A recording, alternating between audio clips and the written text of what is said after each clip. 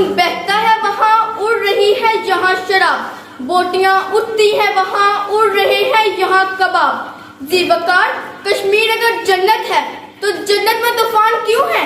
जीने का हक तो हैवान को भी है, हर दिन उबरता हुआ करबला।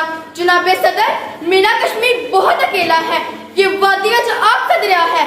आदम की बेटियां किसी मोहम्मद बिन कासिम की राह तक नहीं है।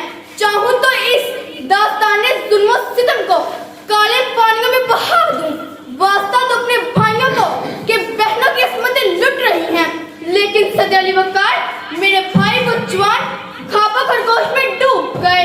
उम्मत के तसव्वुर से नाबल शराब कबाब के दिल का दा सुरब पर रंग लगाए, जीन्स पहने, कान फाटती आवाजें निकाल कर, जवानी के वलवले, इंस्टाग्राम और व्हाट्सएप का स्टेटस, ये टिकटॉक के गाने, इन्हें कौन जगाए, इन्हें कौन जगाए, इन्हें कौन सुनाए?